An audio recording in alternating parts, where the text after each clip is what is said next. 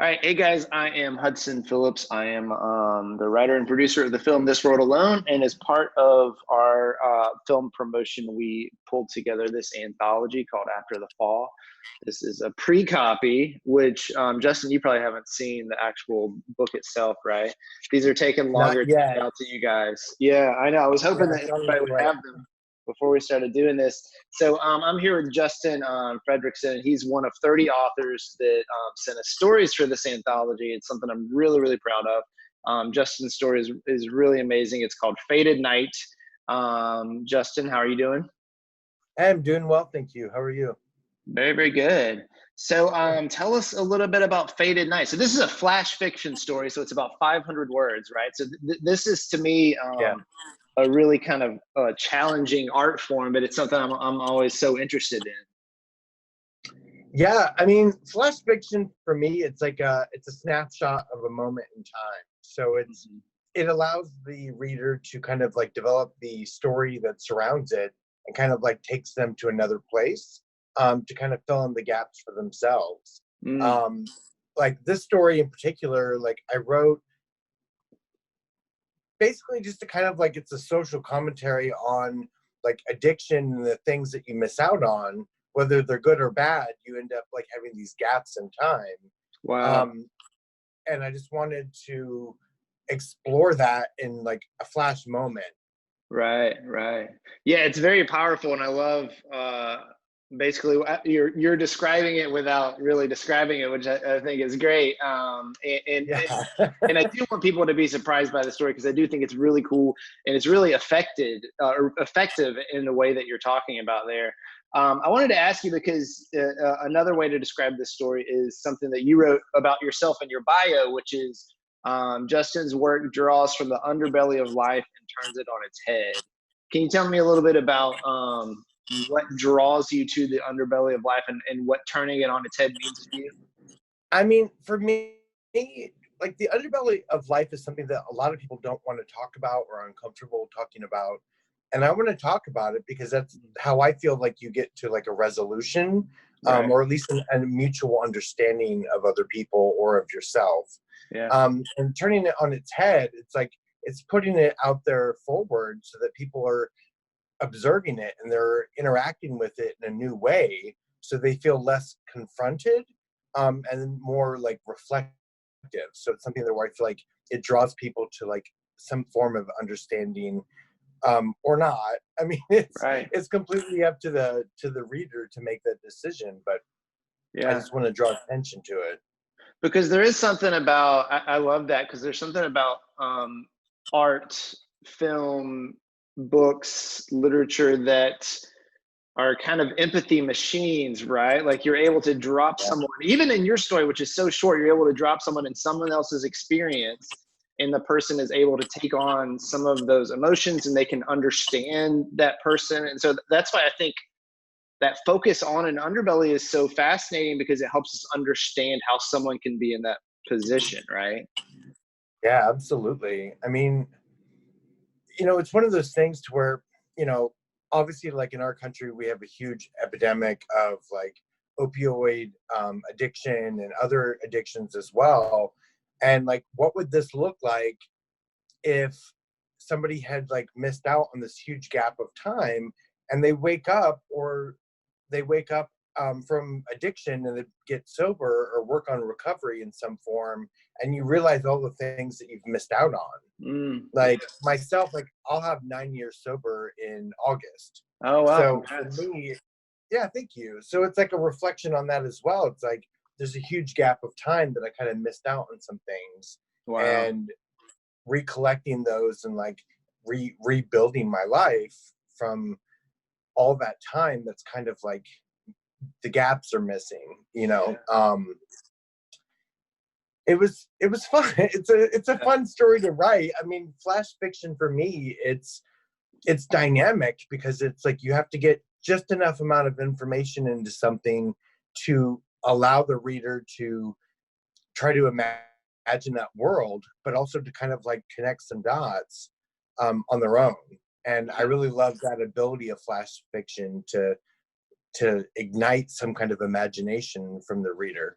Right. I love it talking about it in that way, because what you're really talking about is a relationship between the author and the words and the reader, right? And there is this kind of three-way relationship, because you're really not able, like, I'm even learning stuff about you now that makes your story even more powerful, right? And that's not stuff I knew Yeah. before. And I would either maybe assume those things, or but that's also the power of art, is I can also take that story and I can apply it to my own life, and I could view it through a very different lens.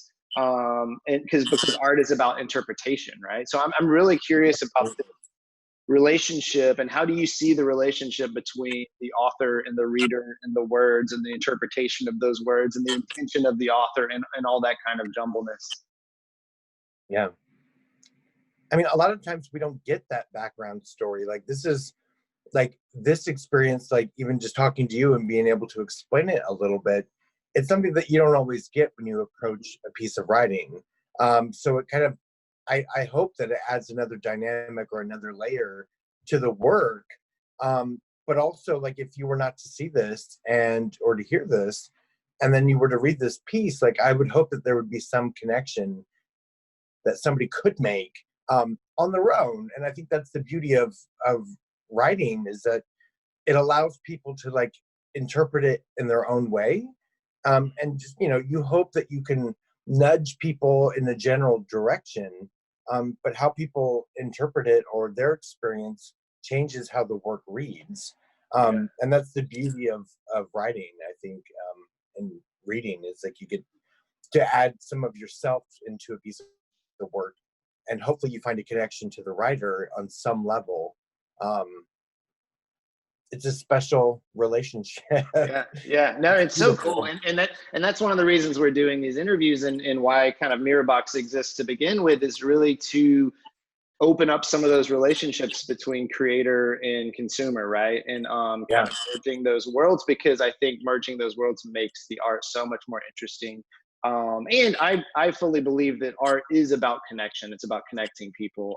And so I want to provide platforms for that to happen. So tell us a little bit about your writing background, how you got to be where you are today, and a little bit about how you got into writing and all that. yeah. Well, about 7 years ago, I went to Nepal just to shake up my life, and I was there teaching English for 3 months Wow. in a little village called Chitwan, which is about 5 kilometers from the border of India. And I got home and I was like, "Oh my God, that was amazing! I want to do that again." And I kept reaching out to these organizations, and I found out that most of them want you to have a college education. And I was a high school dropout. I dropped out of high school my senior year. Long story, but basically, I got my GED and started doing hair.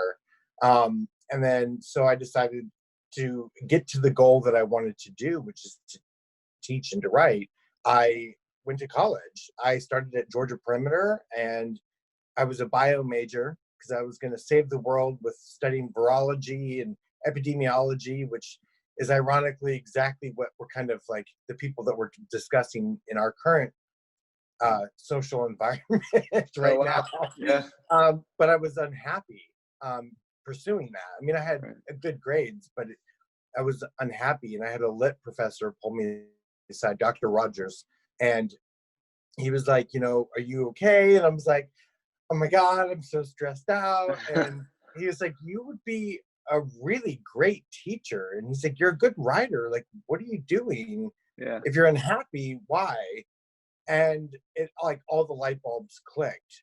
And like I was working with him and Dr. Murray, and I started working on my writing, and it just kind of developed. And I've pursued that um, ever since. So for the past, you know, I finished my bachelor's at Georgia State and in English literature with a concentration in creative writing. I minored in applied linguistics to teach English as a foreign language. And then I started at SCAD about 2 years ago in my master's program in writing.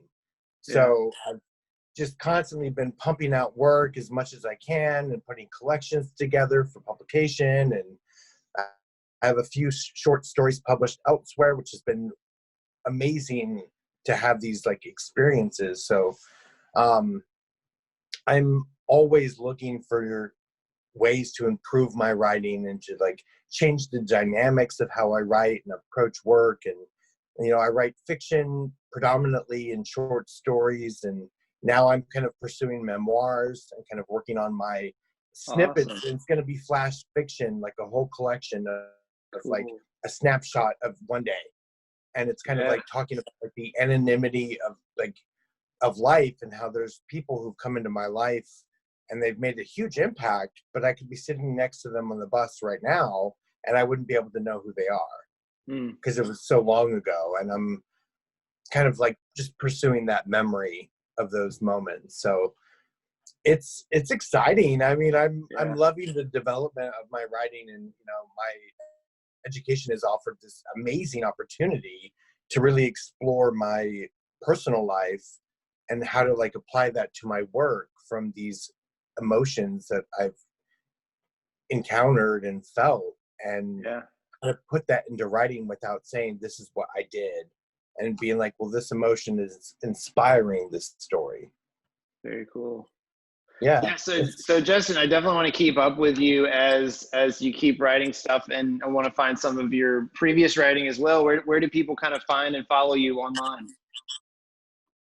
My writing or me? Both, really. Well, I mean, I'm on Facebook, I'm on Instagram, I'm on Twitter.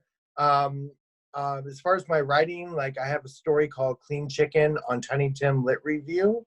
And I have another one called Taste Like Pennies that is on Boned. It's a skeletal themed journal. And then I have some poetry that I wrote in like 5th grade that got published in the National Library Poetry a long time ago. And then a couple of things here and there that I can't currently recall exactly what they are, unfortunately. Totally. It's out there. No, that's great. And then you guys can check out Justin's story in After the Fall, our brand new anthology, along with 29 other stories and comics. It's super cool, super proud of it. And I really love Justin's story, and I hope you guys get a chance to read it. You can find it at mirrorboxfilms.com. It's also available on Amazon. So Justin, thank you so much. This was really cool, and really look forward to connecting with you once we can do that again in person. So absolutely, I look forward to it. Great. Thanks so much, man. Thank you. Bye. Bye.